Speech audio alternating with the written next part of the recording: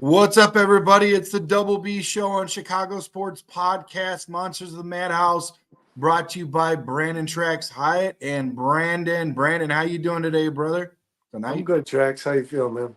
Good, man. I'm really excited. I just kind of want to kick things off by telling everybody to first and foremost, thanks for coming out and supporting us and showing out.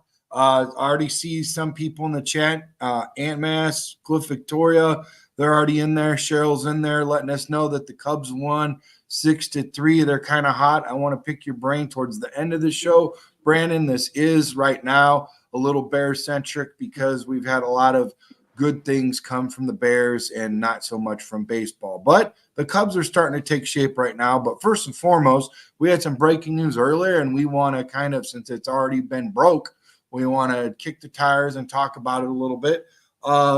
The Bears get more help at the edge with a guy named Darrell Taylor, and he looks pretty good. I mean, he doesn't have like godly numbers, he's not like way out there, but he does look productive. He had a year with 5.5 sacks, 1 year with 6.5, one with 9.5. He had an injury, maybe more than one injury, but one particular I saw that kind of was like, okay, but really when you come to think about it, it's only a 6th-round draft pick. And let's just kind of unpack that and see, what that does to the whole ecosystem of the Chicago Bears defensive line edges. Does that mean that somebody's out, that we might be trading them? Or is this just extra more depth? I mean, what's your take on all this, Brandon? What do you got, bro?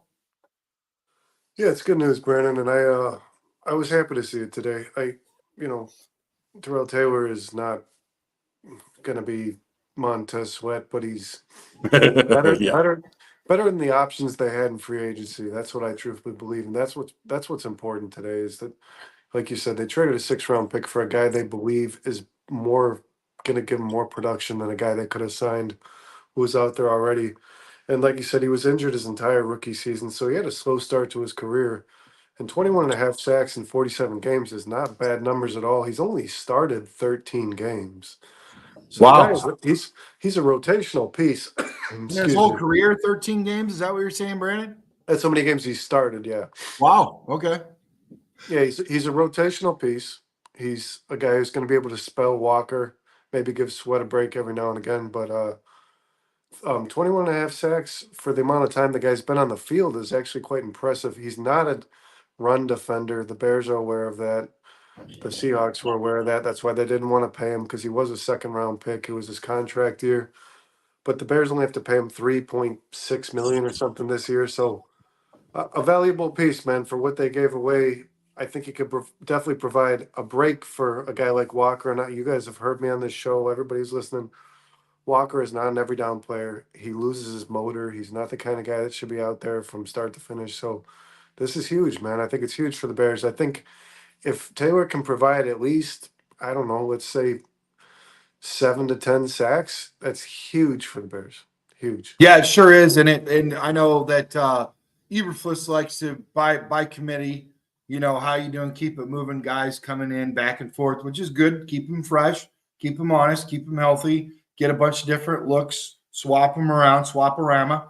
But I do also like the fact that we didn't give a lot up just in case something happens. What's a 6th-round draft pick between friends? I mean, really, boys. I've heard some people already say right now that we actually got a steal. And I mean, if by all rights what you're saying is true, which it is, because you I know you always do your homework. That really, I mean, for a guy that's going to come in and play that part, the only thing that really bothers me, and I'm trying to figure this out for the life of me. What does this mean is this going to stifle the growth of Booker? Because it's almost to the point now where, like, I'm almost wondering if Book would start, and are they going to be okay?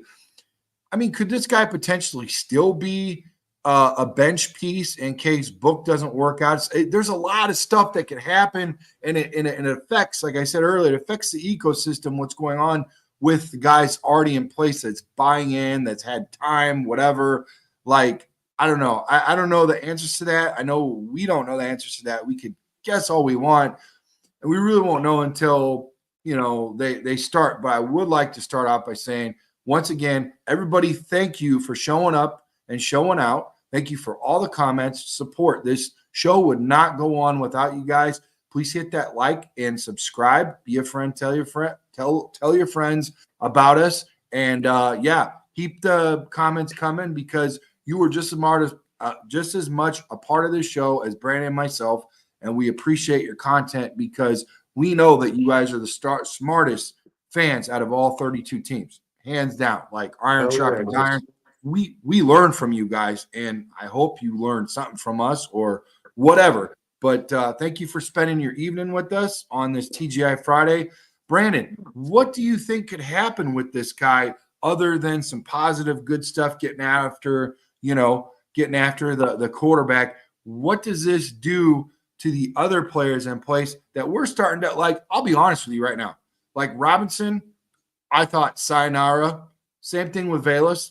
We're not talking about whatever the heck he is right now, running back, blah, blah, blah, from minute to minute. But right now, edge, like, dude, I was done with Robinson. But I'll be honest, he's shown some flashes. He looks a little bit bulkier, not as big as Booker, but he looks a lot larger than he did. And so that means he's hitting the weights and stuff. I mean, not a starter, right? Not what they thought. Maybe it takes him 10 years to finally hit his peak, I don't know. I don't know if he'll be around that long, but what do you think about all this, Brandon? What is going on in your brain right now with all this crazy? Well, I do think that this is going to affect the not the progress of Austin Booker, but the ability for Booker to be on the field, which says something, Brandon. I think that means the coaches. I read an article yesterday about Booker possibly taking Walker's starting job, and I didn't believe it for a minute. They're paying Walker a lot of money too, and Walker's built more like a defensive end. Both these guys, Taylor and Booker, are a little. They're built like outside linebackers, edge linebackers, and I think Taylor's gonna play in the field standing up. I don't see him handing the dirt. So I think he's going to come standing up, and I think he's going to be strictly on passing downs. I think when you're going to see the Bears have a team in third and long situations, that's where you're going to see Taylor in there. First and 10, I don't expect to see a whole lot of them. But the beauty of a player like this, man, is he's got a high motor. He's super in shape, like you just said, Trax. I think he weighs like 260, but he's shredded. You know what I mean? But we've all seen the pictures. This guy is jacked from head to toe. So he's a player who's going to have a lot of gas anytime he's on the field. And anytime he's on the field, he's going to be asked to just go after the quarterback. And that's what I like. That's what I like the most is he knows his role. You know what I mean? He's not going to be expected to be stopping the Aaron Jones and the Josh Jacobs and the Jahmyr Gibbs of the NFC North. His job is going to be to get after those quarterbacks. In our division, man, we're not facing the most mobile quarterbacks in the NFL, right? I mean, as good as the NFC North is, between Jared Goff and Jordan Love and whoever it's going to be, Sam Darnold, you got guys that are pretty comfortable inside the pocket. So if that breaks down, if Taylor's able to aid in breaking the pocket down, it's going to make a huge impact on the NFC North games in general. Yeah, what is the weight on Walker? I'm in agreement with Cliff right now. I do think Walker would be the early down guy because you're going to obviously run. A lot of teams like to run early, first, second down. Those are your running, then third, fourth, if you're not punting, But I think that's where Walker will come into play because you don't need every guy to be a pass rusher every time. Because if you are pass rushing and it's a run, you're going to run past the running back, and that's not good. So what do you have on Walker, bro? Do you have that or no? He's 6'4", 275. So he's built like an end. Oh. I mean, Walker is a prototypical defensive end. He's only like 7 more pounds or so than 267 is what I read for the new guy. So I'm looking at that, and that's it's like splitting hairs. Obviously, though, Walker is not that build, maybe not even that. How tall is he? He's 6'4", like the new guy. Walker? Yeah, 6'4". He's 6'4" also. Yeah. So no, Walker's 6'4", 273. And, Taylor, I believe, is 6'3", like No, 268 or something. Or is no, he he's shorter? yeah, 6'4". Well, you're close. It's close Okay. enough. But 6'4", 267, But whatever. It's in that whole. Walker is kind of, the weight is different. You know what I mean? Like Yes. it's almost like Booker to Sweat. Like you've got a guy who's very lean and cut Yeah. and in shape, and Walker is just a big guy. Like Walker can set the edge, and a lot of people on this channel specifically have called me like a Walker hater. I am not, and I think the Bears overpaid him, but I think he's got a use. He's a big guy. He can set the edge, and he can defend the run a little bit. So Walker's a guy that, like Cliff said, you want him there in early downs. You want him on 1st and 10. You want him Yeah. 2nd and 7. When it comes to 3rd down, and you know you're going to rush the pass, instead of having to blitz as much as the Bears do with guys like Kyler Gordon, Yeah. they can remain in coverage, and they can send a guy like Taylor who's he's not a power guy. He's not going to barrel through you. He's not going to push you down. But Yeah. he's got moves, man. He's got ways to get around you, just like Booker. And actually, while we talk about him, man, Taylor is probably a really good player. 4 years, theoretically 4 years into his career, but 3 years in because he couldn't play his rookie season. This is a really good player for Booker to learn from, because they're very similar body styles in terms of how in shape they are. They're very similar players, and Booker will probably learn a lot from Taylor as much as he has Sweat. But in regards to like moves that can beat NFL tackles, that's probably the guy you're going to want to be standing next to. No, yeah, you're right. And I remember Izzy Adonijay before we ended up getting what's his name? Not Melton. Melton was in the middle.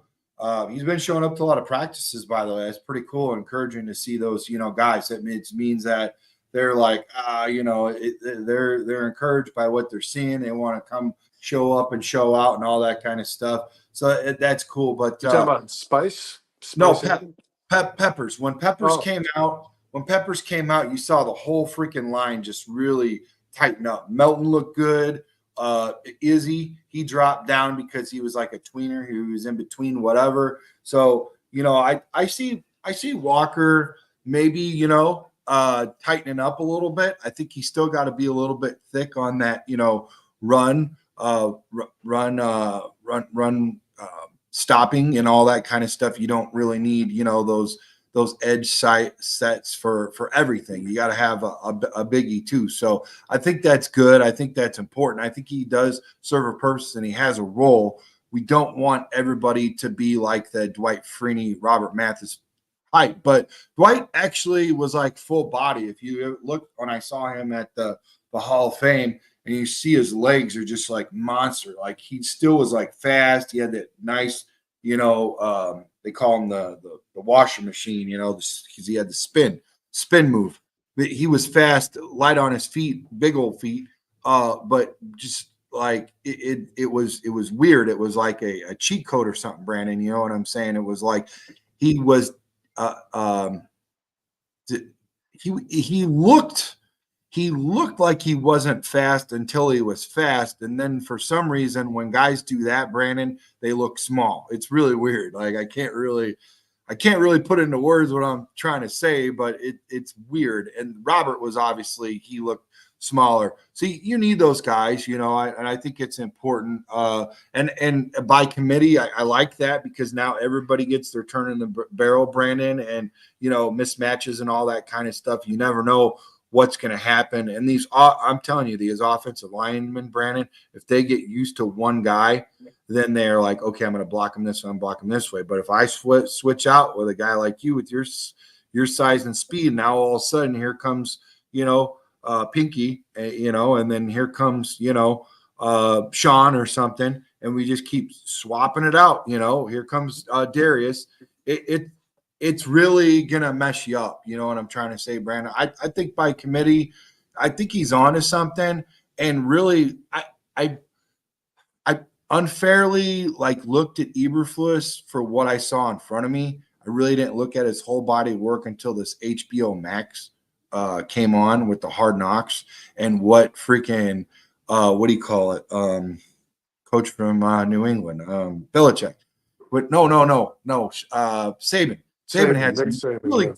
Saban had some really good stuff to say about the guy, and I'm just like, and in a minute he said he likes to stand behind Caleb, and this is the offense part, just being a coach in general. But he gave credit to him playing really good defensive player and all that kind of stuff. But then he said he likes to stand behind the quarterback and talk to him and keep him assertive and positive and all that kind of stuff. What do you see next? He did exactly what the master said, and I liked it. I think that's good, man. Some of the guys that we've seen, Brandon, have been bullheaded and stuck in their ways and not willing to adapt and change. And that's what's encouraging about him is he's listening, and I think he's also listening to the players too. And to me, that's good because in today's NFL, this culture, this new era, you have to listen. It's not the old, I'm going to be the drill instructor, the drill sergeant, and I'm going to tell you it's my way or it don't work like that much, yep. Brandon.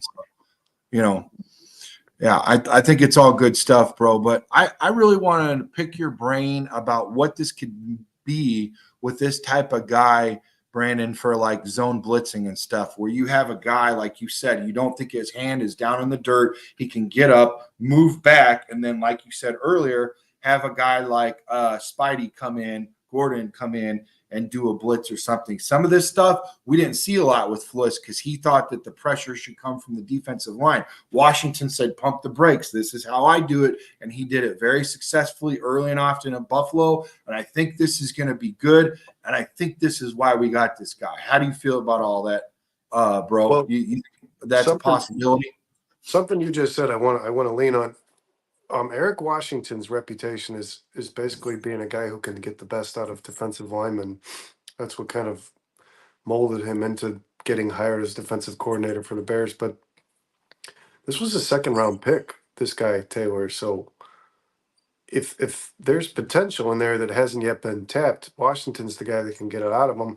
And like you said, Trex, it's going to give him a lot of different looks. And I think specifically, unless you're Trent Williams, you know what I mean? Some of these, because you're familiar with the tackle position, unless you're some of the best guys in this league, you typically block well one way or another, right? Like it's either the power guys that you're able to handle or the guys who can, the finesse guys. And like you said, if you've got Walker and Sweat on the field, and Sweat can do it all, he can power through you or he can get around you. But if you got those two on the field and then you replace them with Booker and Taylor, you're looking at a very different form of protection, right? Because now you got to be quicker. You got to be quicker with not only with your feet, but you got to be quicker with your hands. And that's where I feel like Taylor is beating people mostly is A, inside, but B, with his hands. Yeah. He's good. He's, like I said, he's good standing up. He's good coming off the edge. And I think you're right. If you use Taylor in kind of a I don't know what, like an illusion, like if you want to.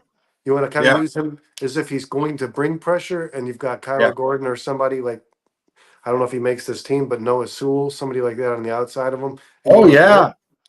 You want to blitz? A guy who can stand up is going to make that a lot easier for you, for sure.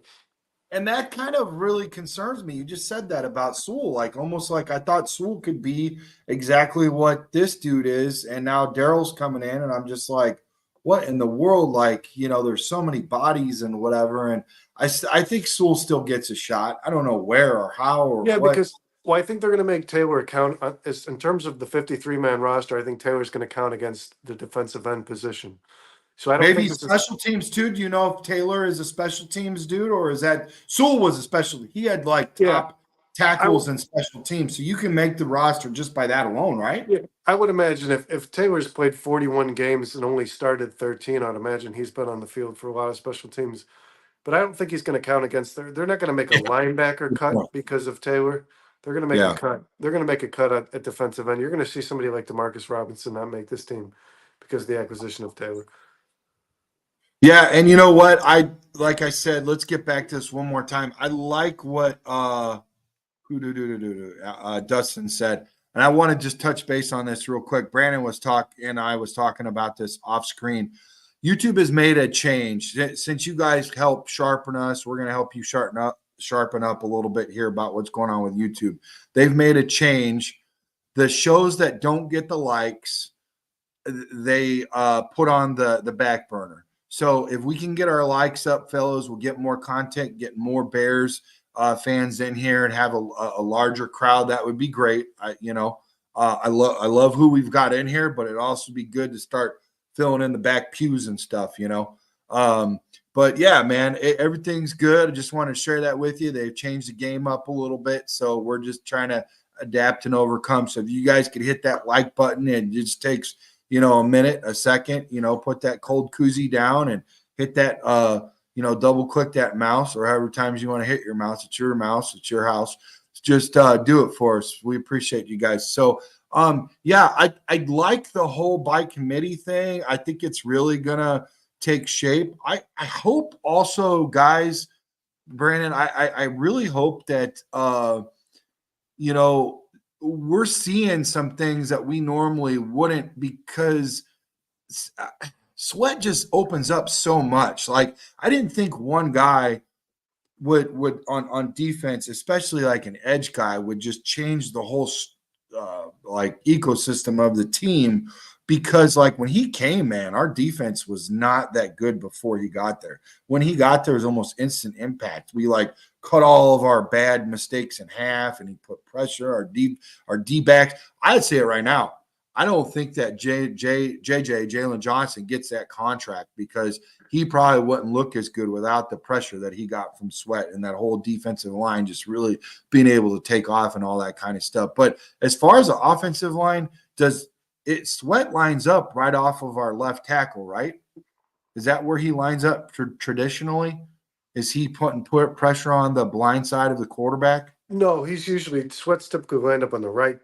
Right. No, yeah, no, you're right. He is typically lined up on the left side, but Sweat can play I know both. they can swap. He can play both sides. He can play inside too. But yeah, no, he is typically lined up on the left tackle. And I think that might just be a Bears thing, because they know he's the most talented rusher they have. They want to put him against the best player the opposing offense is going to put out there. So I think when he was playing Detroit, he was actually playing a little bit of both, because Sewell, their right tackle, is clearly the best player they have on their offensive line. But Sweat, they're going to throw Sweat wherever he can beat him. You know what I mean? Sweat's going to play wherever your weakness is, because that's how good Sweat is. He's going to exploit your weakness. And I would imagine now that Taylor's been added, you're going to see a little bit of. I don't expect Sweat to move inside, but you're going to see some moving around. Taylor is a really, really athletic guy, so I would imagine Taylor's going to play, on a team that has strength in right tackle or left tackle. That's going to depend upon where Taylor goes. So Yeah. really, it's not so much even about, to me, it's not so much even about Sweat playing against your weakest link. It's about Taylor playing against your weakest link, right? So I think Sweat is the kind of guy that's going to beat you no matter what. He's going to beat you if you're good. He's going to beat you if you're not. Like I Yeah. said, he's a power guy. He's a finesse guy. He's got moves. He's quick, but he's also strong. So if you want to line Sweat up against the best player on that line, their best offensive tackle, that's going to give Taylor a chance to exploit somebody weaker. Yeah, you know what? I like that. And did you hear what Washington said? Did you guys already touch on this the other day? What Washington said about Sweat, where he's like a generational talent, like he's never seen a guy that has pretty much like taken this type of leadership, challenged the offensive line, talked to the offensive line and said, hey, listen, if I'm lined up against you, I'm looking at this tendency. I'm looking at this weakness. My linebacker, I learned more from my linebacker when I played semi-pro than I did from my whole offensive line and my coaches. He told me exactly what he looks for when he comes in and he's hot and he's looking for to put pressure on a Mike Blitz. You know what I'm saying? He come up the middle, whatever. Hey, you do this. You're white knuckling. You're leaning a little bit like this. Your ass ain't down all the time. It's only down when you're staying at home. When you're firing off, it's up. You got to keep those hips square. Like there's so much detail, and it sounds to me like this is what Washington is saying about this. And he says he has not seen this type of player, and that's where like we have to remember, Brandon, like it takes a village. You can't just have a bunch of like college kids getting drafted in the first round. You need a guy like Sweat in there, not too old, but kind of like middle of the road, a little midway, a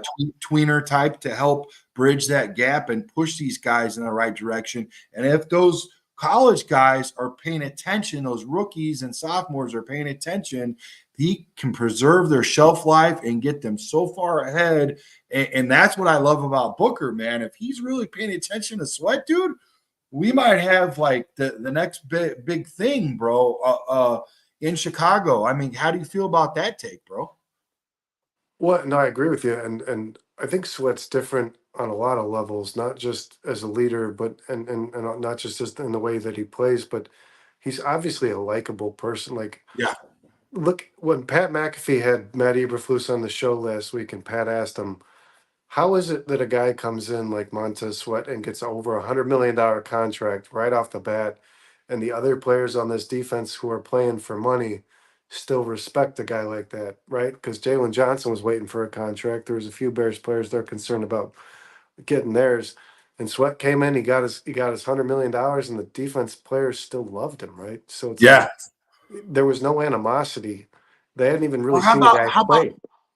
how about a new guy that just shows up and shows out, gets a big contract, And and Cash, he's calling you out in front of all your yeah, peers, and nobody's like butthurt about it, and like the new guy, he's yeah.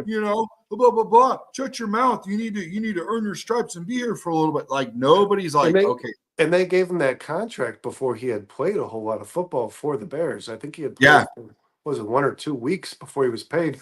So you had to imagine some of these guys on that defense were probably like what do we, this guy's getting 100 and however many $1 million. It's like 118 or something. It's like or 108. But like, what are we doing paying this guy who we've watched play for 2 games? But he had just a mentality and a quality about him where I remember after the first game they played with Sweat on the team, the first time he played on the field with the Bears, they were talking about, every player counts and we're a family. And you hear, I think it was actually, I hate saying this because he's gone now and fuck him, but no, you're good. Lucas Patrick yells in the Yeah, background, Montez, he's like, and you too, Montez. That was the first week he was on the team. So it's like the offensive players were kind of yelling out, like, let's not forget about this guy either, because he's made a difference already. So dude. no, you're right, Bren, and Washington's right as well. Not a lot of players have the kind of respect because I think there's two different things between demanding and commanding respect, right? Demanding is almost like you're pleading for it, and commanding it is like you get it by example, by who you are and who you present yourself to be, your character. And I think that's who Sweat is. He's a character guy. You remember the interview he did, man, when they were asking him about what's going to happen with the money now that you're traded, and he was just kind of like, "Whoa, guys! Like, give me a. I haven't even been in the building for like a day. Give Yeah. me a. Can you give me a break? Like, let me just kind of feel this city out because they were basically asking him like, does Did you see Chicago's that? does Did you see that go up that like how yeah did I've never seen that before. Whoever did that, you are the MVP of our team, guy. You're the Walter. We're giving you the Walter Payton yeah Award of the thanks for the thumbs up, guys.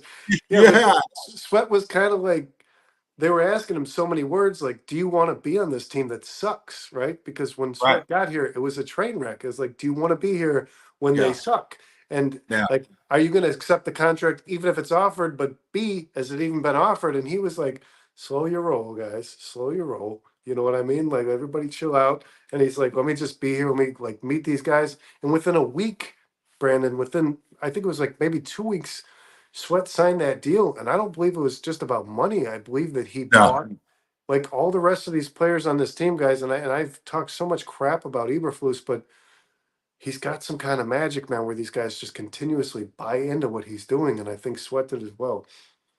I think yeah, it's being that player coach, and it's not necessarily the club dub that Nagy would did because that didn't work here, and I don't even see if it's going on in No, uh, I wasn't the biggest fan, man, of the club. no, but they got something similar to that now going, but and it works for who we got, and it's cool. Pop the bottles and wear the ski goggles and all that stuff. But I mean, to the point of like you said, whatever he's doing, they're buying into, and I think he's just speaking that language, man, and just keeping it real and just being there for him and just kind of being leading by example type and Hey, whatever's happened is working great. They got a good chemistry. I was talking to Will Wright today. Shout out to him. He was talking about how they're changing the culture. I says, do you think that this 4-0, off season? Preseason, yeah. Yeah. Well, I don't know if I can really call it's preseason. It's previous to the season starting. 4-0 with the Hall of Fame game, which technically didn't count, but neither do the preseason games. Whatever. 4-0 preseason. Do you think that that's going to even play a part or a role into what Guys, Chicago's doing? I'll be right back.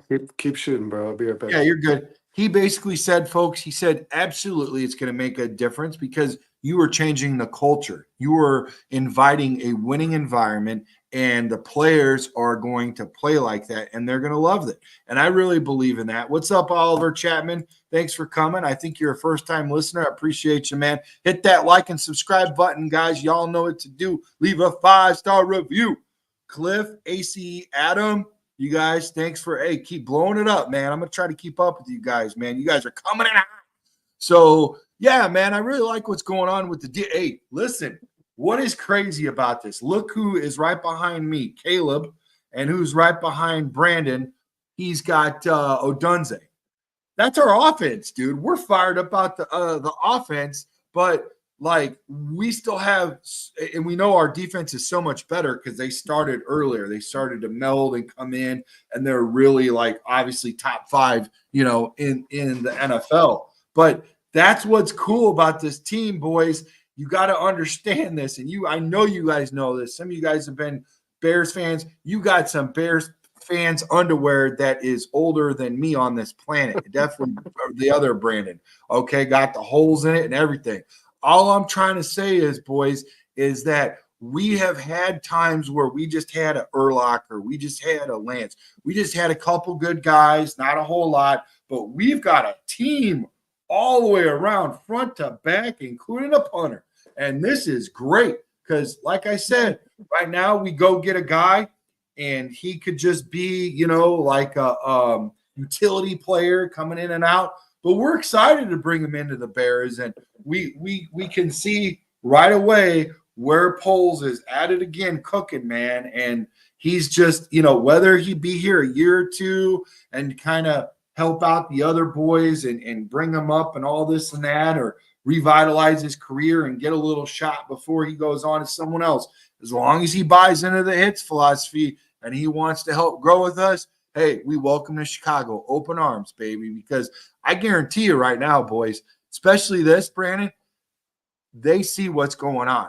They're going to be free agents actually knocking on our damn door. Not just knocking on our door. They're going to do what Trax does and knock the door down.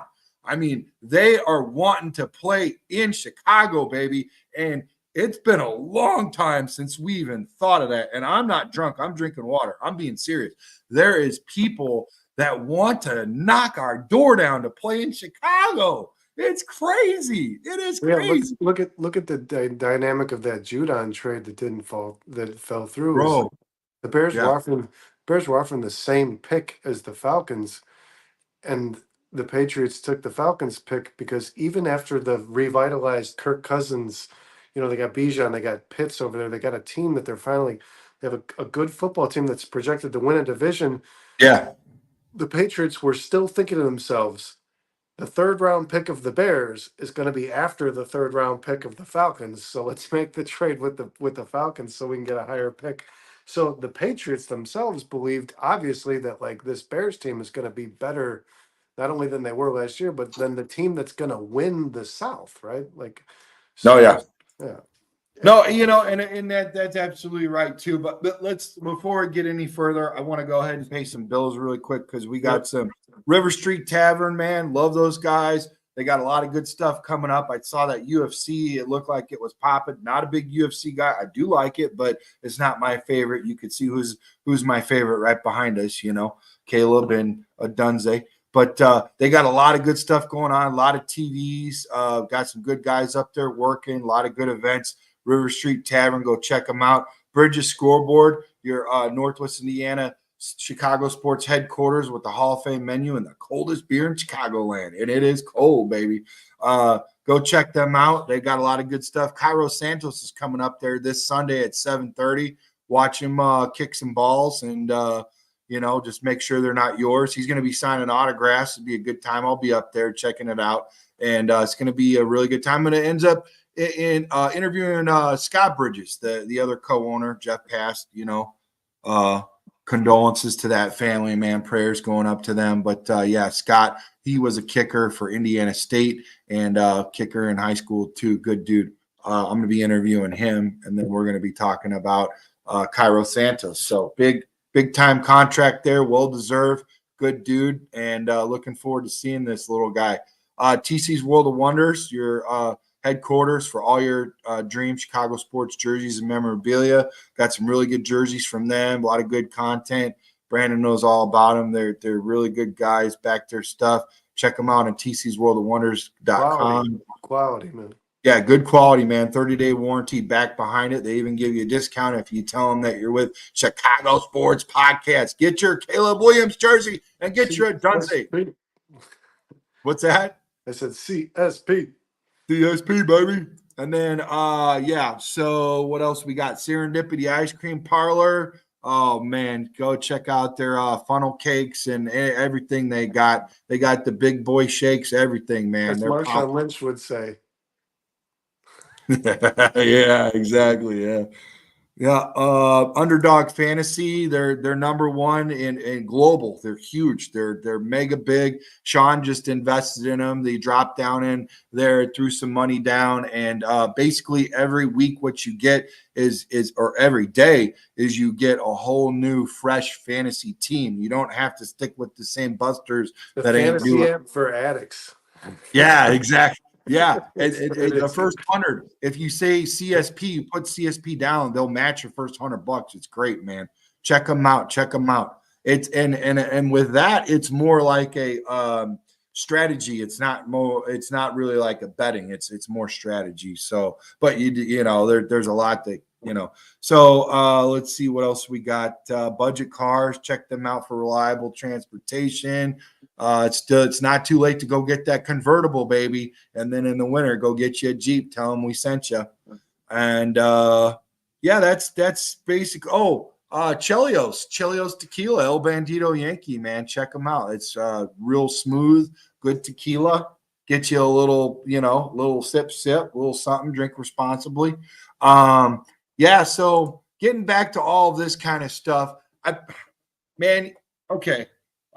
think we've pretty well touched on the new addition, right? At Edge. Well, I want to say one more thing, man. One more thing is, I know that an edge rusher or defensive end is considered to be in their prime between like 22 to 24 years old.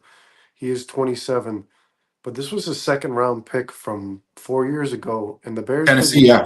And I want to clarify this for everybody who's watching, guys. We didn't trade because I'm sure people are wondering, did we trade the Pittsburgh pick that might possibly be a fourth rounder? Obviously not. We traded the Bears traded their 6th round pick. So that's what it is. That's what the Seahawks get.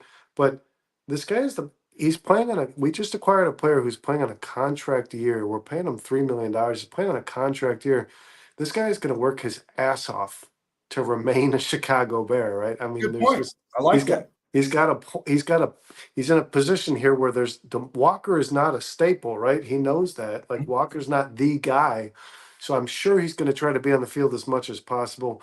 Regardless of whether or not he can play their run, the Bears are going to try to use him in every situation they can where he's going to be effective. And he's going to want that money, guys. This guy's going to want his paycheck. He's going to play hard.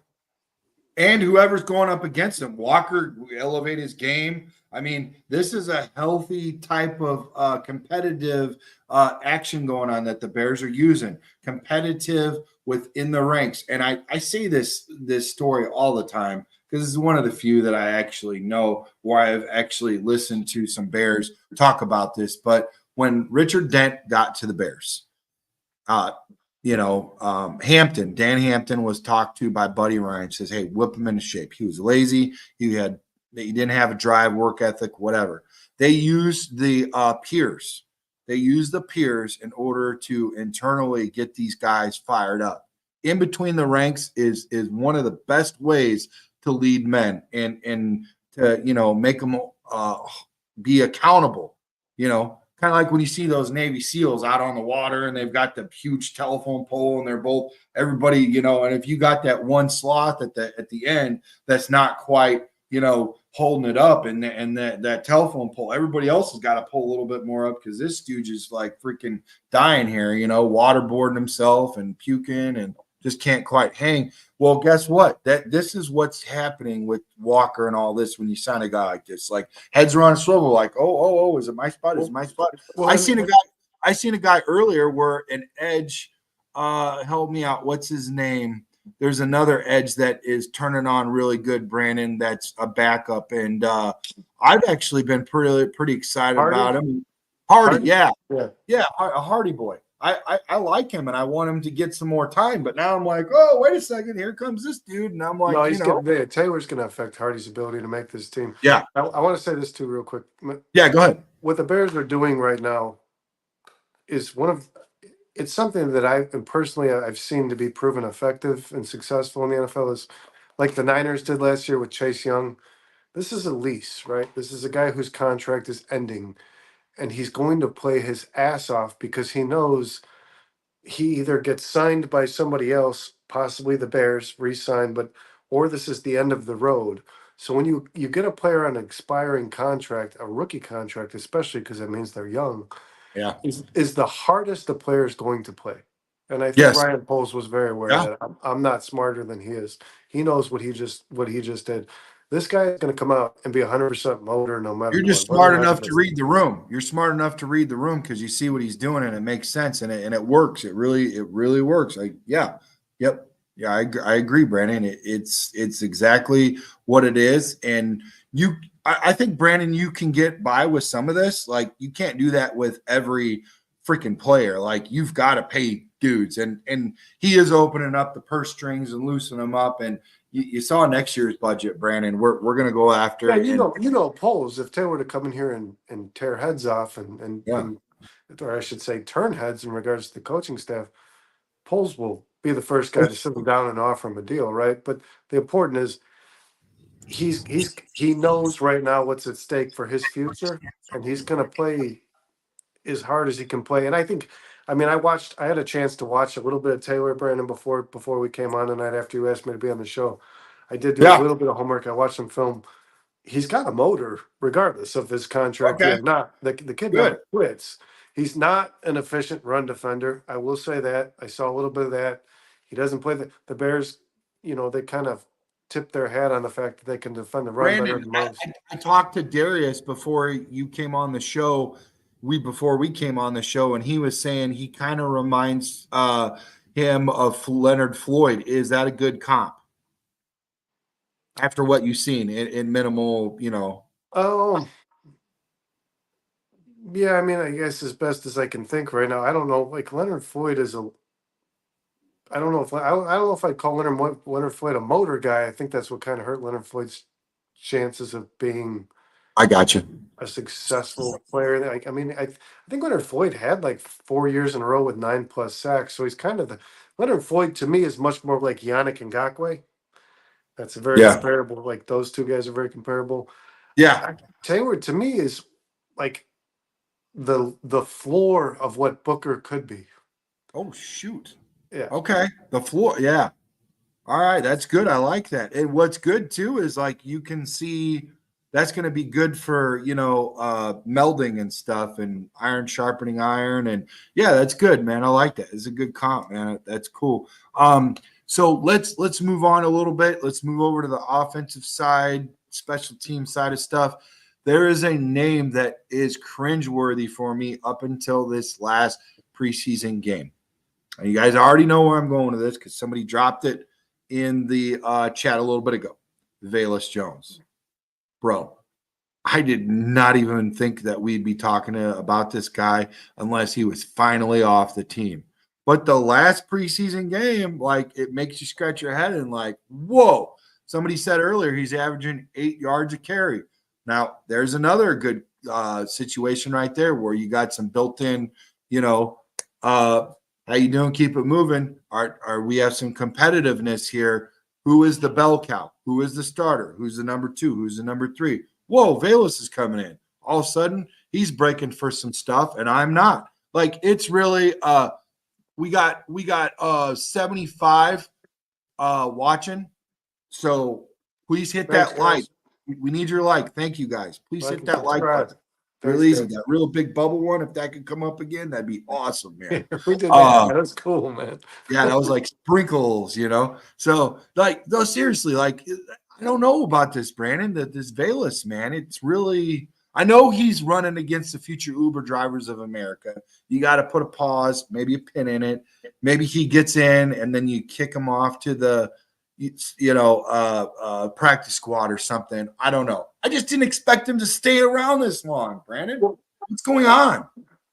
well, I think the Bears did what they did because it's really easy to get a running back's going to have opportunity, right, Brandon? I mean, like, how much can a receiver show you in a preseason game? How much can a kick returner show you in a preseason game?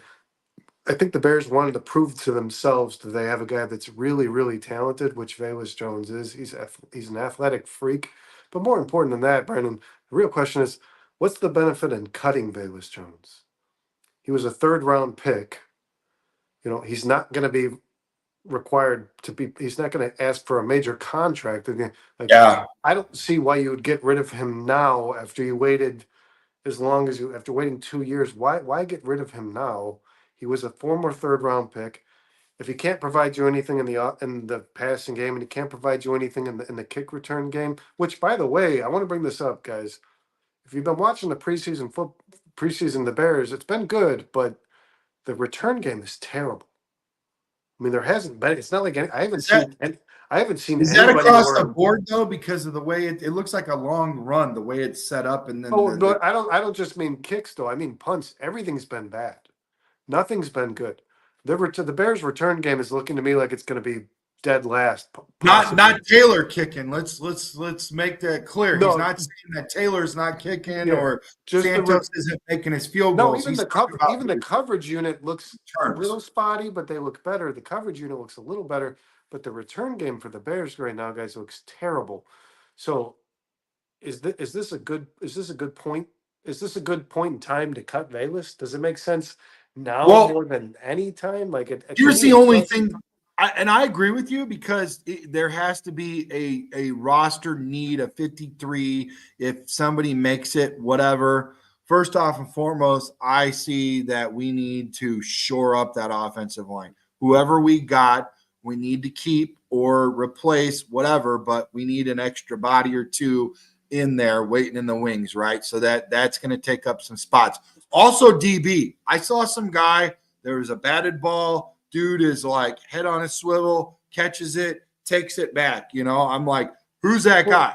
Brandon, this is There's so many good DBs and safeties and stuff. There is a crowded house with some positional like even quarterbacks. Like pick a second or third string quarterback. Like it's very difficult right now. This team. Somebody said this in one of the shows you were on, or another show somebody else was on, Brandon, that these guys that end up getting cut on the Bears are going to play and probably start on other teams, bro. We've got a good team. and think about this, bro. I posted a video on CSP's page the other day that it was about what's his name, Jerry Angelo, talking about drafting Devin Hester, and he said he's lightning. And then he was talking. Well, he said this guy's going to do something, right? He's not going to not do anything. Those are literally his words. He He's said that not about going who? about Devin Hester. He's Oh, not Hester. going to not do anything. And I think that the usage we saw from Velus Jones was kind of what the Bears were trying to prove to themselves. Like Yeah. if this guy has the ball in his hands, which Yeah. running back was the best opportunity to do so, right? You turn around and you hand it to him. You know he's gonna have the ball in his hands. Yes. Like he's not going to not do anything if the ball's in his hands, right? Right. And Velus proved that. So if He did. Shane Waldron, who's much better than Luke Getzey, and we all know this, as Yeah. calling offensive plays, not only calling offensive plays, but knowing his personnel, If he Yeah. can draw up some plays or a True. package for Velus Jones, a gimmick, Yeah. something, a wide receiver reverse, anything where you can get the ball in this guy's hands. We watched on Thursday night that he's capable of making plays, right? No, I agree. And the only thing that I would say that they might cut Velus is if you go out and somebody in the draft, right, replace a veteran who's still got plenty of, tread on the tires, and he automatically increases a positional need that's very important and very productive and good. That's the only way I see Velus. I love what you said. I kind of not really baited you, but I put you into what my thought about all this is. When I listened to Devin Hester again at the Hall of Fame, he said, you be careful about where you see yourself. Be willing, and he was talking to the future of America, the kids, playing football. You might see yourself as a receiver. You might see yourself as a defensive back, but always would be willing to embrace change, because that change, if you don't carry a chip on your shoulder and you're positive about it and you hustle, it's going to happen. And look what the plan that was for Devin. Now he's the GOAT. And as far as I could And he's see got the gold with this, jacket.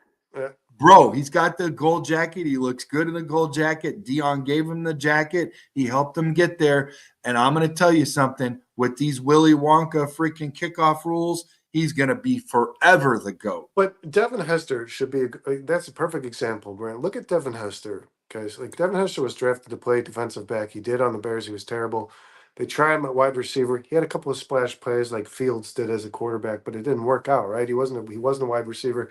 He wasn't a defensive back, but he provided something to this team because he was not going to not do it. I gotta say, man, I didn't love Jerry Angelo, but he was right. He was Yeah. not going to not do anything. And I still believe that Velus Jones can have that impact on a football team. And he was a third round pick. I don't like cutting this guy now more than ever. No, Right no. now, to me, it just makes no sense right You now. know what's crazy though A is to year see ago, I would have how said far. maybe. But you see how far we've changed, because there was everybody was screaming for Velus to be gone, and somehow, like you said, a good coach, the good opportunity, the right opportunity, trying to see a way to keep a guy on the field, because open spaces, he's off, and you cannot coach speed, Brandon. Speed kills, and this guy's got the speed, man. So, and he's got the will, he's got the want, and he's got the way. Hey, speaking of the will, the want, and the way, you guys are killing it. Cliff, appreciate you. Darius, appreciate you. Scottish Bear, thanks for chiming in. And Oliver, I love this. Velus will make the 53. That is true. I believe in that wholeheartedly. He will make the 53. It's going to take a lot to push that guy off of that roster right now. Good call, good take. And hey, thanks for coming in. I believe you're a first-time watcher, listener. Please come back, man. Hit that like button, everybody. We need you. We love you. Thanks for your support. I do want to move on to Brandon when he gets back. I want to move on I'm to here. the backup quarterbacks, because No, I'll be honest. let me apologize on behalf of everybody watching, guys. My kid's having trouble sleeping tonight. Oh no, we could cut it out in No, a couple minutes. you're good, man. You're good. You're good. I just wanted to touch really quickly about. I'm having trouble sleep right now because I'm excited about this freaking No, we're utility good, guy. man. Keep it rolling. This one's going on.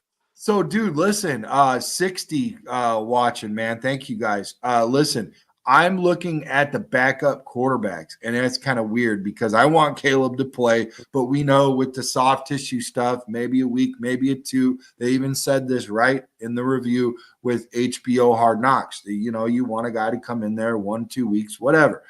Last year, I did like a little bit of what we saw with Bajan. I did see a lot of raw. He had some rough games, whatever. I knew he was a rookie. He was coming from an unproven college, whatever. But I could see the determination. I could see the effort, the hard working ability that he had, and the grind in him, right? Just like you and I have. But here's the thing about it. Dude, when Rippon came in week one, I'm like, oh boy. And he's got the system. He knows the Waldron. He's been around for a while. And I'm like, I don't know, man, because I was kind of pretty much putting baby in a corner with Bajent and saying Rippon's going to be number 2.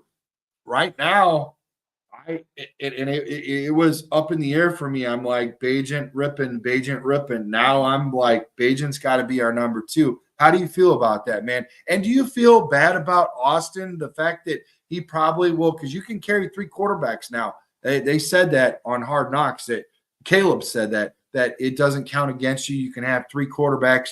How do you feel about the fact that Austin looks pretty decent too, and he might either go to our practice squad or on another team, bro?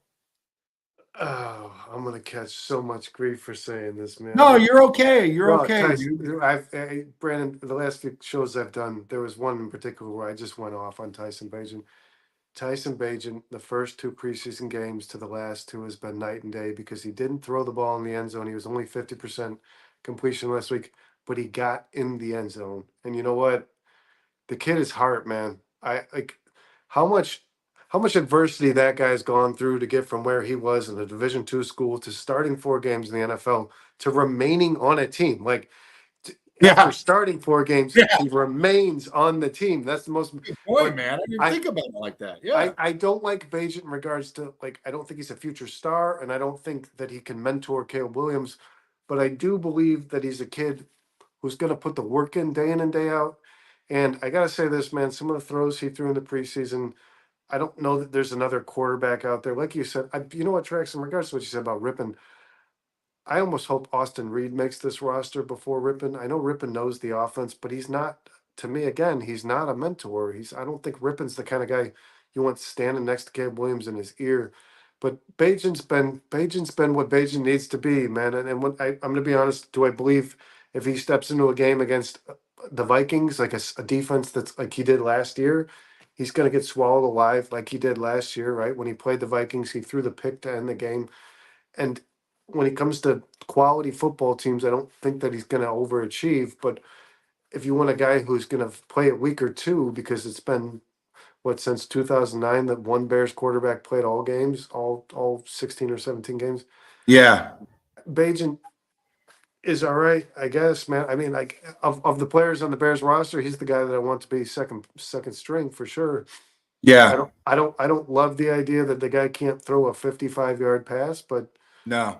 he's got no quit, man. I mean, that guy has worked his ass off to get where he is. He really has. He's a Division II football player. This is a Cinderella story. He Yeah, shouldn't. He should not have only been signed to an NFL team. He shouldn't have started. He did, and after starting, he was retained, and that's yeah, incredible. It's a fucking man. You could write a movie about Tyson Bagent right now, yeah. honestly. So No, I God agree, bless him, man. man. He's a Chicago Bear. His dad's a badass, right? So like, I at this juncture right now, there's nothing else that makes sense but Bagent being the second string quarterback.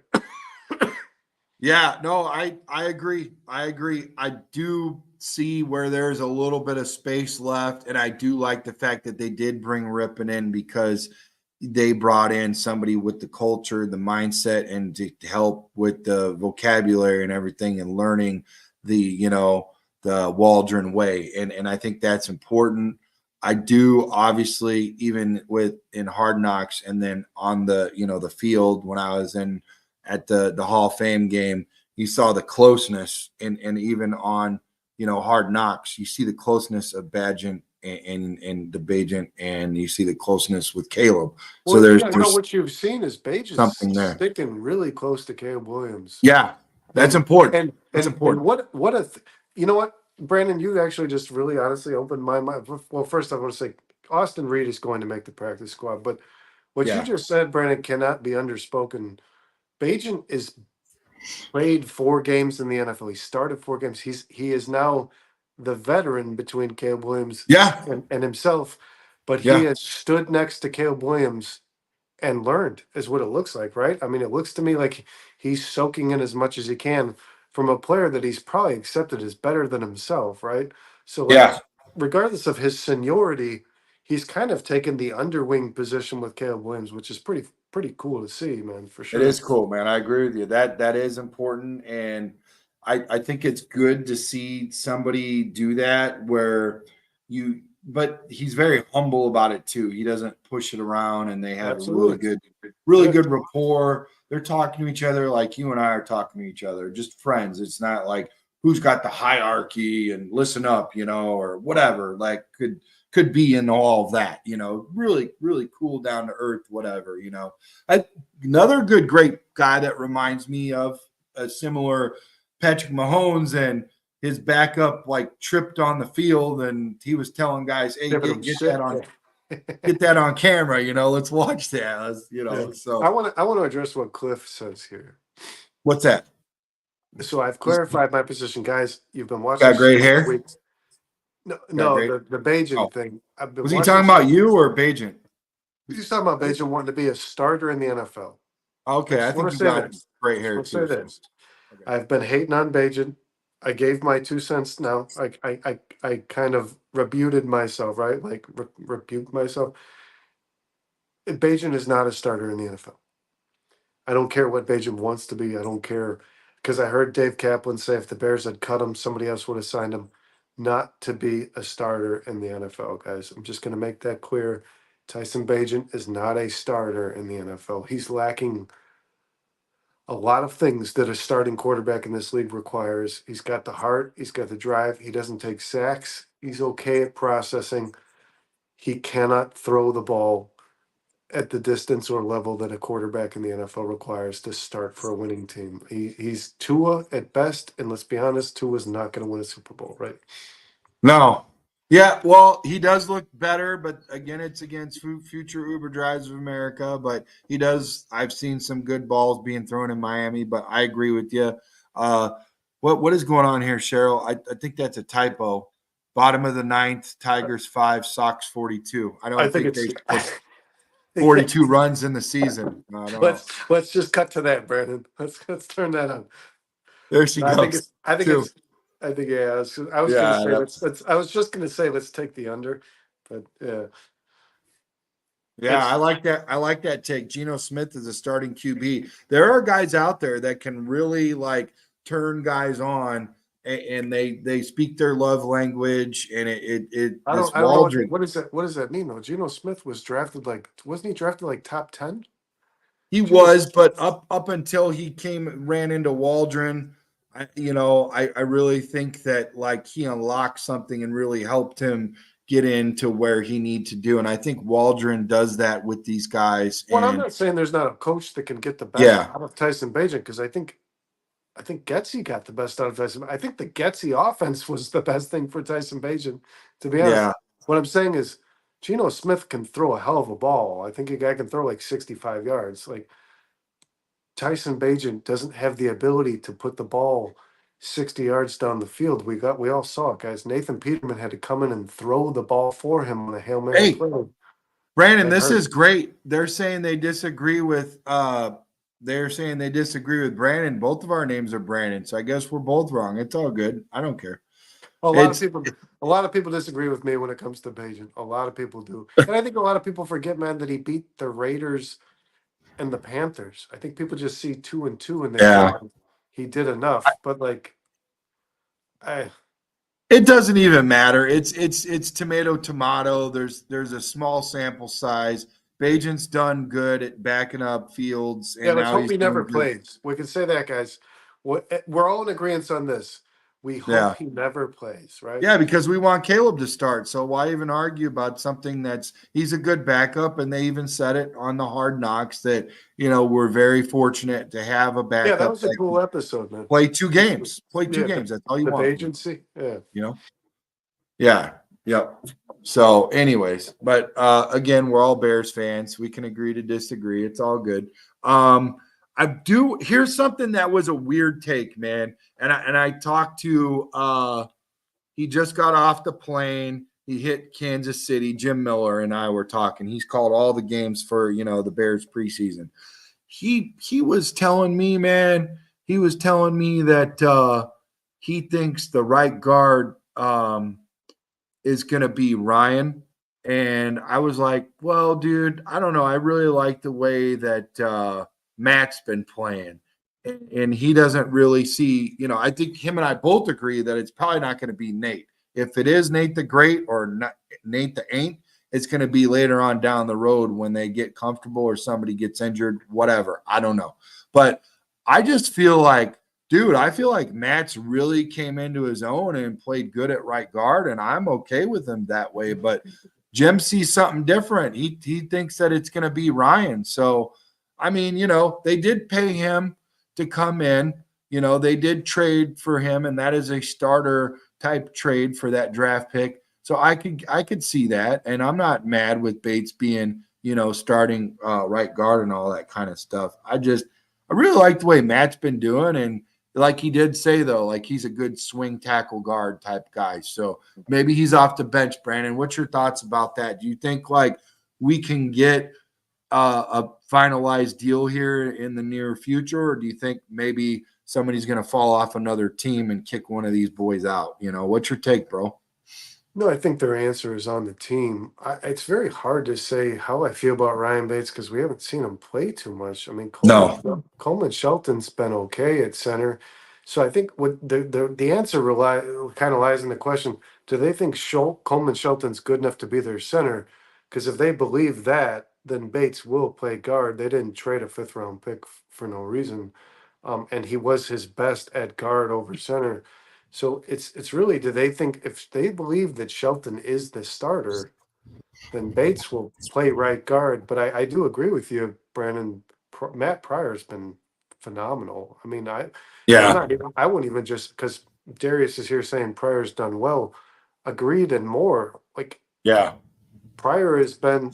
I mean, he's not looking like he's going to be an all-pro guard in the league, but No. he looks like from the situation we were in 3 weeks ago when we had one starting offensive lineman, he's done well enough to fill in. So, And I think it's fair to say that with Wright on his right side, that helps you out. I can't agree with this enough. A receiver out on an island, defensive back on an island, it's a little different, boys. But when you play that offensive line, continuity and being right there by your brother's keeper, you've got the left, you've got the right of me, the center, who's calling cadence, who's your captain, whatever. That's all important, and you really love it, and you get used to it. And now all of a sudden, man, the last thing you want to do is think. You want to go out and just all get in your body position, do what you got to do, how you doing, keep it moving, keep pushing and all this and that. I think it's really worth saying that if Darnell Wright wasn't to the right of him, that, this whole right guard position would be a worrisome deal. I'm not worried about the right hole, dude. I think it's fine. I'm really blessed to have Tevin Jenkins there right next to Shelton. I think Shelton is picking up and doing a lot better than I thought he would. Listen, the bar was set really low for me, Brandon, at the center position when I saw worm burners and balls go over Justin Fields' head. Like the fact that they're actually getting it into his hands, that is a plus, and that's huge for me. We've got that taken care of. Everything else moving forward, he can work into a better body of work and stuff. So I'm okay with him. I'm not labeling or saying he's the best center in the freaking league, but I do feel a lot better about this offensive line. I know it's going to get better because you look at the defensive line and the offensive line. I think that's the only weak points in some spots of the line, not the entire lines of both sides, that we can work on year in and year out in these drafts. So I'm okay with what we got, and I think Caleb is going to make these guys and the receivers too, that all the weapons that Caleb has is going to make these offensive linemen look a lot better than they are. You know what I mean? So can I ask you a question, Brandon? yeah. I'm a little concerned about the center right guard. That's where my Okay. concern lies on the Bears most. But Yeah, I could see that. I could see that. After the acquisition of Taylor, where's your biggest concern on the defensive line? Is it still the opposing edge, or is the three tech? Dexter is concerning me, man. Well, I talked to Pat the designer today, and he's back to what I said earlier. What are you drinking, by the way? That looks tasty. It's a Topo Chico. Oh, cool! Like a seltzer. Yeah, it's a hard lemon lime seltzer. Oh, cool. So he was saying that Henry's out there. He's been saying really good things about who were you just talking about? Trayvon Dexter. Yes, thank you. Really good things about him winning the battle, winning the push, all that kind of stuff, letting the edges get out, all that kind of stuff. He likes his size, his strength, his grit, all this kind of stuff, technique, and it's going to evolve and whatever. Outside of that, it sounds to me like they like the big guy, Hutch. Is it Hutch from the Raiders that we picked up? They like the nose. Yeah, the big dude. Billings? But is it Billings? What's his first? Andrew, I think Andrew Billings, yeah. My The nose tackle.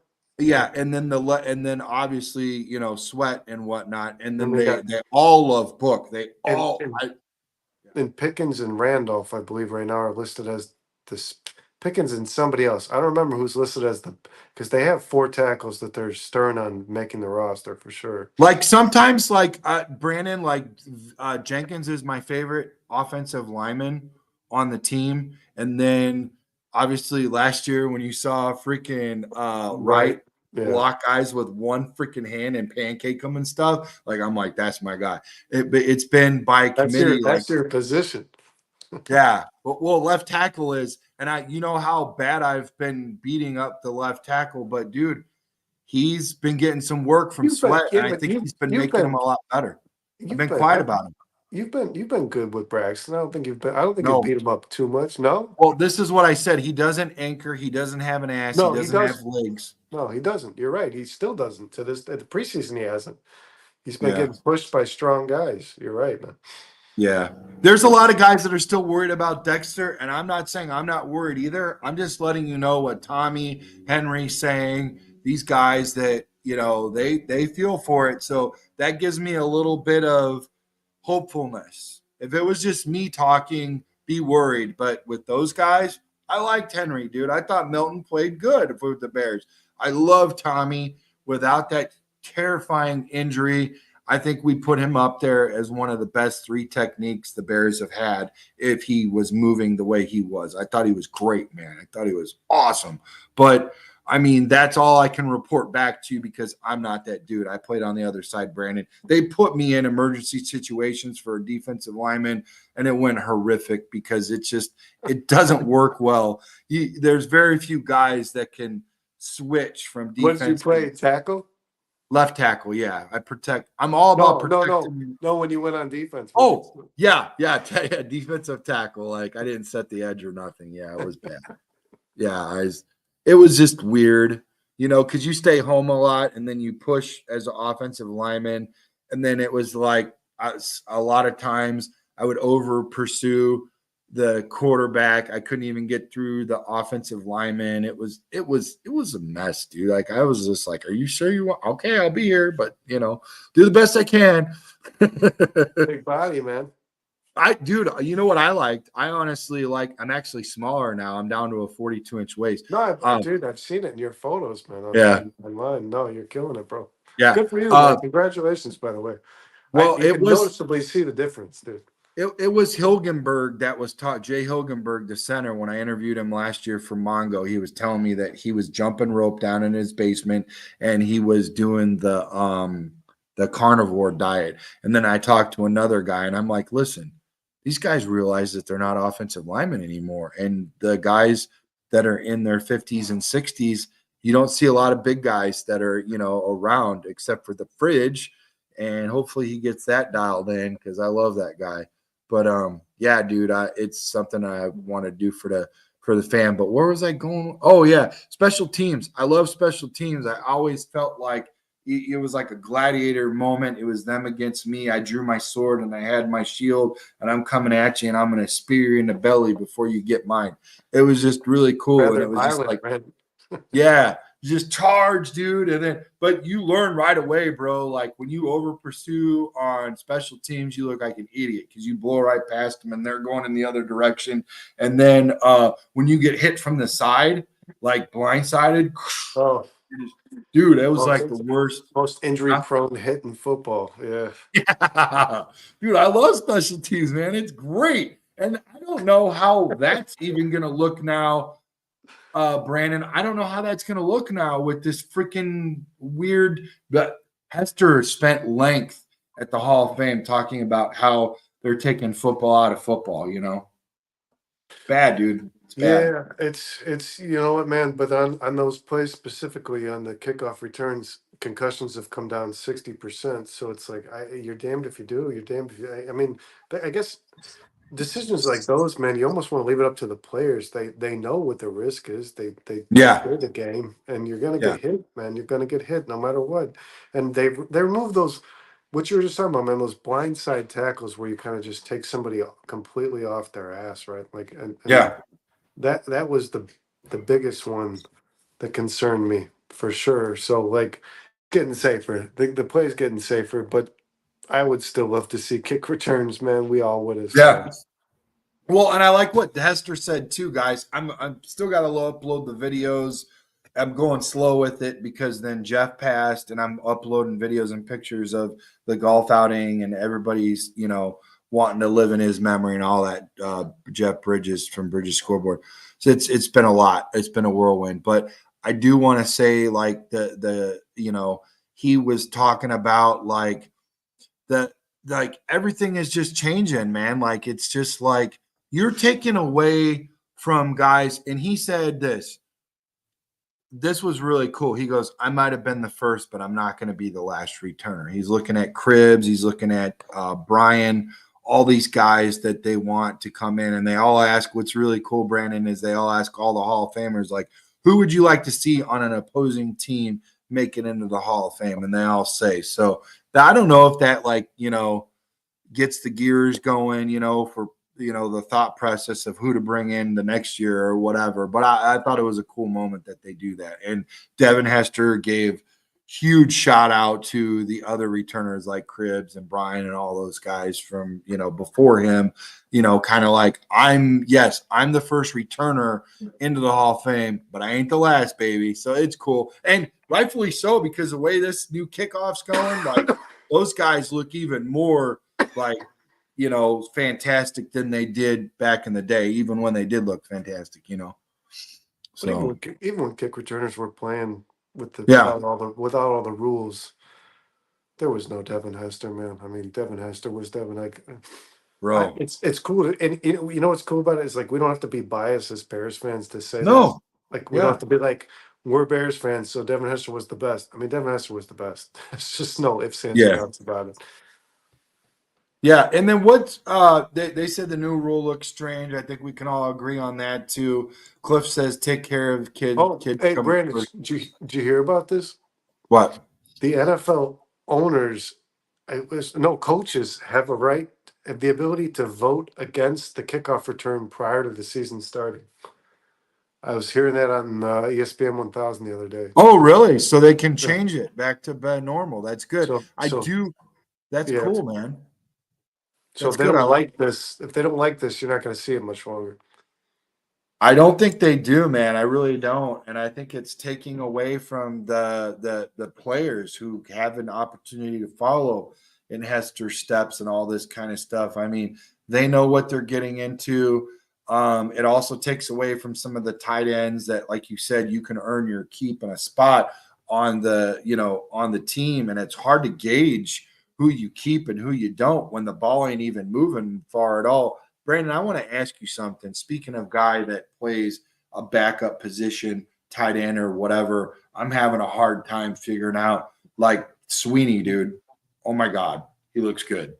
Naked bootleg, throw the ball to him, right side, boom, in his hands. He's got his hands up. He's excited. Come on, man. Let's find a roster spot for that guy. He's looking good Well, right now.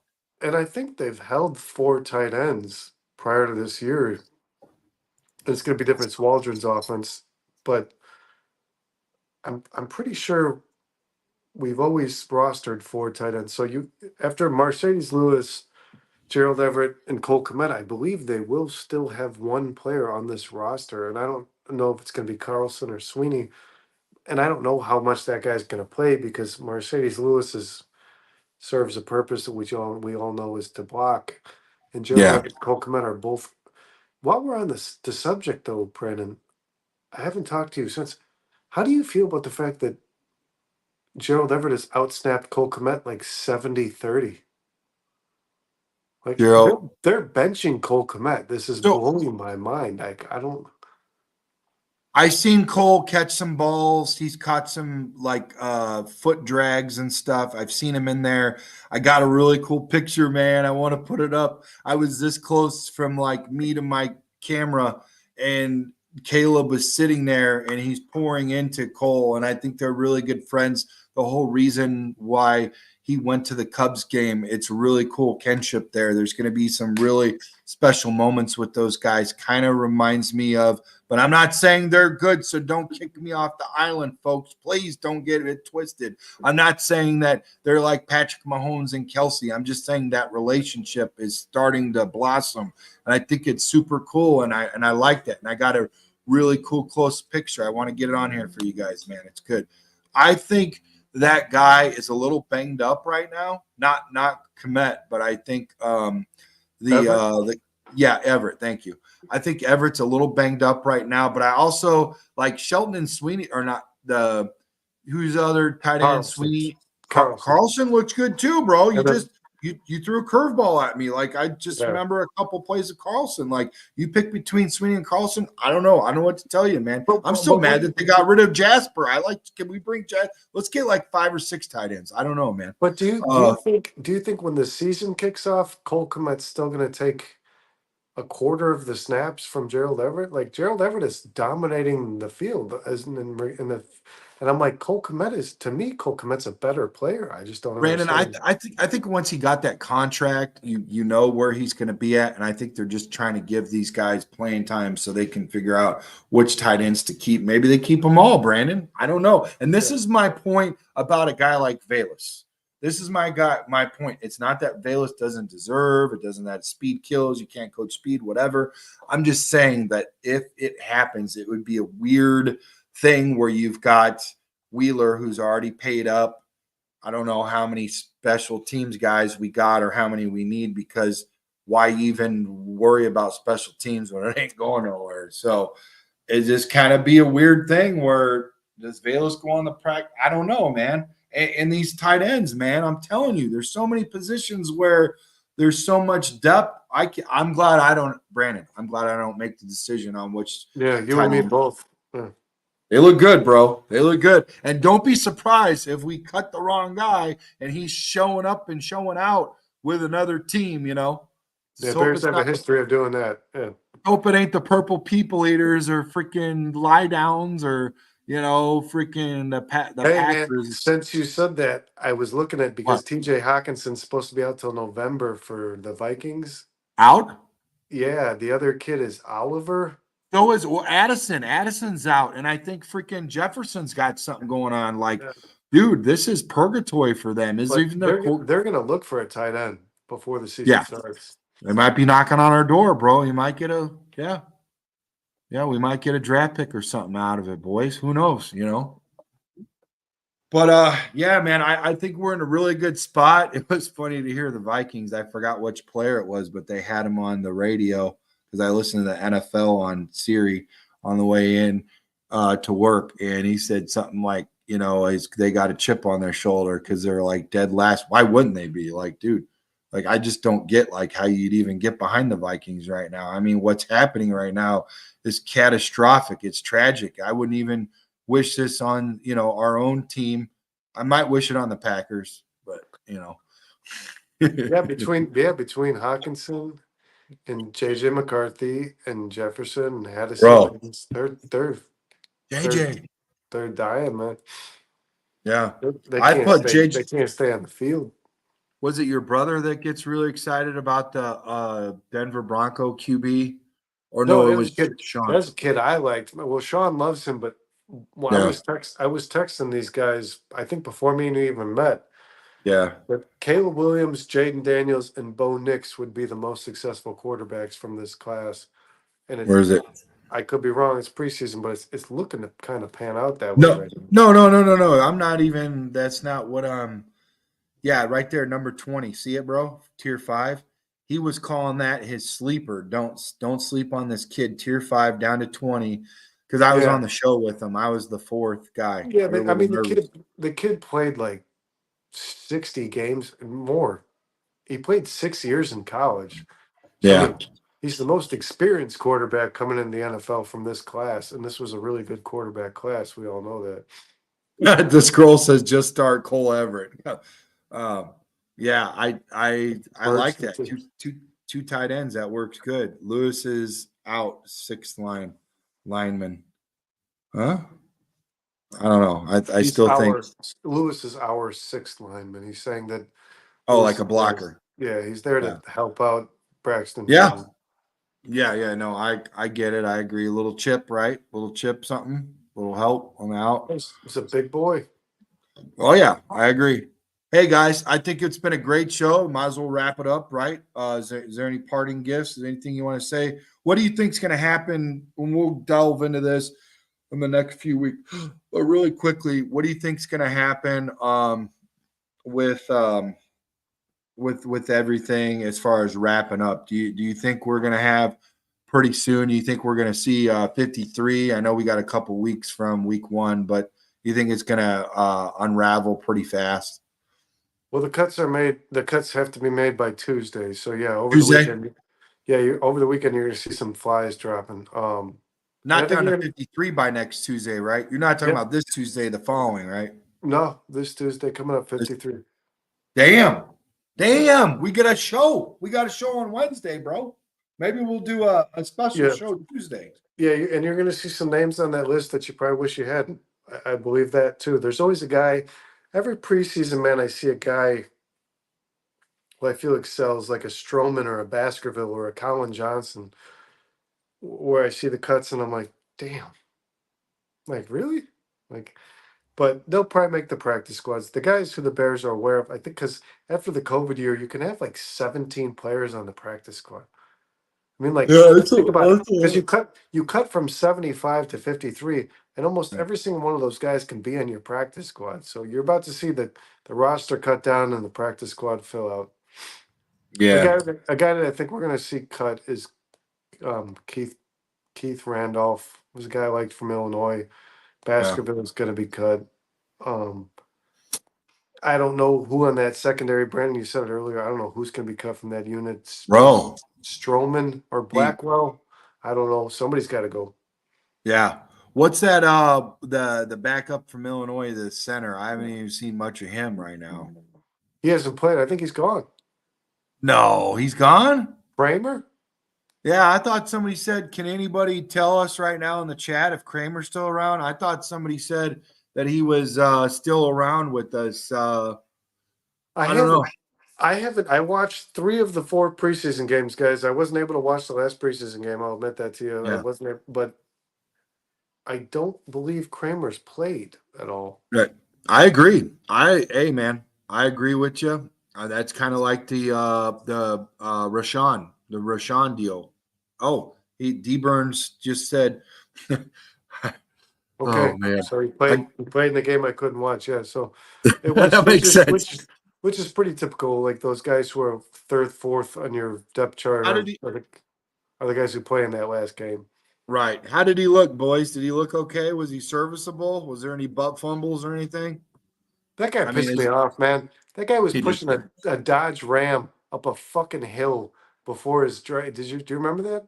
His viral No, video? He had this no. viral video before the draft where he's pushing a Dodge Ram up a hill, the truck. Yeah. And then he tears his knee in preseason. It was or in the training camp. It was like, yeah, don't be pushing Dodge Rams up hills, dude. Like, don't be showing off. You know what I mean? And What about that guy that used to jump out of the pool, the defensive lineman? I'm like, this guy's a miracle. He's like, yeah, the tackle. I can't remember who that was. yeah, and that was the only thing that he did. Same thing with Tree Like, Cohen. He he did did the back. double catch. Yeah, the Yeah, backflip. Yeah. but It guess seemed what? like, We never yeah, threw the right. ball while he was doing a backflip. Right. Otherwise, Am I wrong, Brandon? Is there a Bears player who always has a viral video before season starts? yeah, yeah, It's becoming yeah. a thing here, I guess. Yeah. Yeah, like that left tackle, but Bakari, David Bakari, he could drink more than freaking Yeah. Rodgers, so they kept Yeah. him as a starter. He's at every Brewers game slamming beers. Yeah. Oh, here we go. This is a positive note. D Burns is saying, I got a joke about this or the name later. There's a guy named Burns that worked with me. Not this guy. this dude, he's pretty One cool. of my closest friends' name is Burns, Tim Burns. Yeah. Yeah. He said we didn't give up no sacks yesterday and only one against Buffalo. That's pretty good with that center in there. So that, hey man, maybe we keep him, practice squad, whatever. I'd like to see an Illinois boy offensive line get a shake at it. I'm disappointed too, you know. Hopefully that knee's rehabbed and whatever, you know. Oh, let's talk about this real quick, Brandon. For everyone Yeah. out there, guys, the Bears did not throw an interception through the entire preseason, and they played one extra game than everybody else. And they fumbled the ball only 3 times. So they had 6 takeaways and 3 turnovers with a +3 ratio on the turnover on turnover. They had a +3 ratio on turnovers. And That's a bar. I think That's a bar. Nobody's talking about that right now. That's huge. Yeah. You guys heard it first on Chicago Sports Podcast, man. Discipline. Clip it. Discipline. Clip it, guys. Yeah, discipline. All right, guys. All right, it's been fun, Brandon. Thanks, man. Yeah, man. Appreciate you, man. So, all right, guys. How was the pizza? The pizza was good. I accidentally got a bite into the sausage. I only go for the cheese, but it wasn't too bad. It was very extra cheesy. You could see it on the paper, you know, Sicilian style. It you know, and then she got the breadsticks. I didn't like those too much, but the marinara sauce was good. The kids were happy. They don't care, man. Yeah, that's what it's about, man. It's about the kids. They're scavengers. Yeah, for sure. So, all right, man. All right. Much love, Brandon. Yeah, you too, man. Take it easy. You too. See you guys. Thanks, Scottish. Appreciate you. Appreciate all you guys. Thanks for showing out. Make sure you hit that like button and subscribe. Appreciate you guys. Bear down. Chi-town up, man.